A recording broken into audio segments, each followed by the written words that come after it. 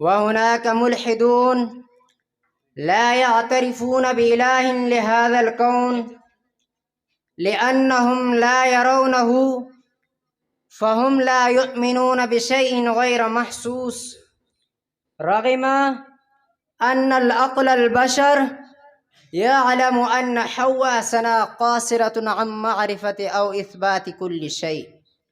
ولهذا صح ما قال البعض عن الإلحاد أنه عدم العلم لا العلم. ذكر علماء الفلسفة أن الشيء لا يكون علة نفسه، فلا بد من وجود علة أولى هي الله خالق لكل هذا الوجود. أيها المستمعون الكرام، ألا يمكن إثبات الإلحاد ويجب قبول وجود الله بالإيمان؟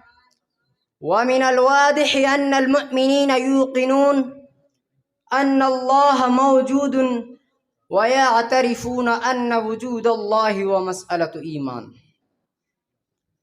وبعض الإلحاد الذي هو أن يؤمن البعض ببعض الحقائق والأحكام في القرآن الكريم وينكرون الباقي بدعوى عدم فهمها أو عدم ملائمتها لأفكارهم وحياتهم، كما تنكر فردية الحجاب الشرعي بسبب عدم اقتنائها بالآيات القرآنية. وهؤلاء هم من قال فيهم الحق سبحانه وتعالى: أفتؤمنون ببعض الكتاب وتكفرون ببعض، فما جزاء من يفعل ذلك منكم إلا خزي في الحياة الدنيا ويوم القيامة يردون إلى أشد العذاب. فإبليس ملعون هو أبو الملحدين. ففي سورة البقرة قال الله تعالى: وكان من الكافرين. وفي سورة الكهف: ففسق عن أمر ربه. فالفسق والكفر هما أصل الإلحاد وعينه، فإبليس هو أول من ألحد، وجاء الوصف في القرآن الكريم بالكفر والفسق.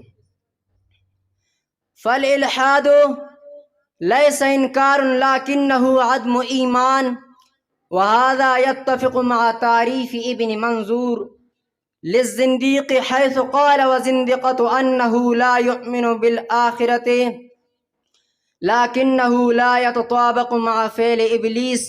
وقوله حيث قال: رب فأنظرني إلى يوم يبعثون. قال وقوله رب وقوله يوم القيامة وقال لأحتنكن ذريته إلا قليلا، دال على أنه يؤمن برب ويؤمن بالآخرة يوم القيامة. وهذا يكشف عن أنواع ودرجات مختلفة الكفر والإلحاد. وأخيرا نسأل الله تعالى أن يخلصنا من هذا